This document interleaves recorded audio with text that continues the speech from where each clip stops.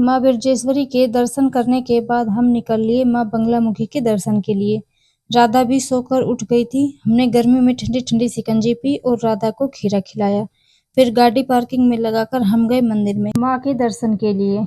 और आप देख रहे हैं कि कितनी लंबी लाइन है, बहुत भीड़ थी यहाँ भी। लेकिन मंदिर में एंटर होने से पहले सीढ़ियाँ नीचे की तरफ जाती है।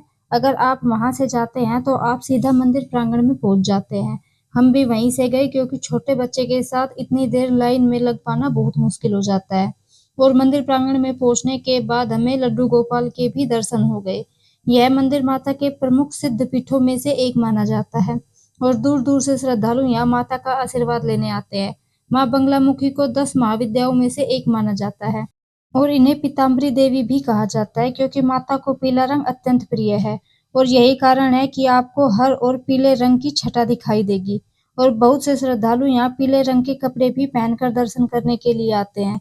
जब आप माता के मंदिर में प्रवेश करते हैं तो मंदिर के बाहर ही आपको एक तरफ हनुमान जी और दूसरी ओर बाबा भैरव के दर्शन करने को मिलते हैं। माता को प्रसाद में भी पीले रंग की मिठाई ही चढ़ाई जाती है। जब आप माता के दर्शन करके बाहर निकलते हैं तो आपको माता की अखंड ज्योत के दर्शन होते हैं। मंदिर में कई हवन कुंड है जहाँ हमेशा हवन चलते रहते हैं। मान्यता है कि माँ बंगलामुखी अपने भक्तों को साहस, शक्ति और संरक्षण प्रदान करती है। माता की कृपा से जीवन में सभी बाधाएं दूर होती है और नकारात्मक शक्तियों पर विजय प्राप्त होती है। कहा जाता है कि भगवान श्री राम ने रावण पर विजय प्राप्त करने से पहले यहाँ माता की आराधना की थी। माता की कृपा से उन्हें दिव्य शक्ति प्राप्त हुई और अंत में सत्य की जीत हुई। पांडवों ने भी महाभारत से पहले माँ बंगलामुखी की पूजा की थी। अगर आपका कोई कोर्ट केस हो या आपको अपने शत्रुओं पर विजय प्राप्त करनी हो तो माता की पूजा जरूर करनी चाहिए क्योंकि माता को शत्रुनाशिनी के नाम से भी जाना जाता है।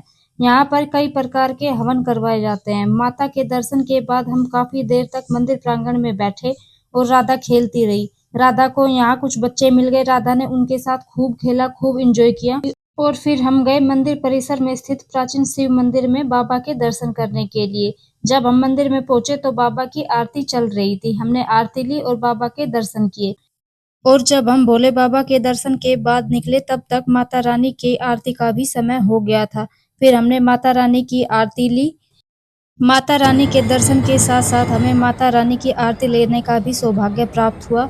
और फिर आरती लेने के बाद हमने कुछ दुकानें एक्सप्लोर की और उसके बाद हम निकल लिए आगे चिंतपूर्णी माता के दर्शन करने के लिए। और अगर आपको वीडियो अच्छी लगी तो प्लीज चैनल को लाइक और सब्सक्राइब जरूर करें।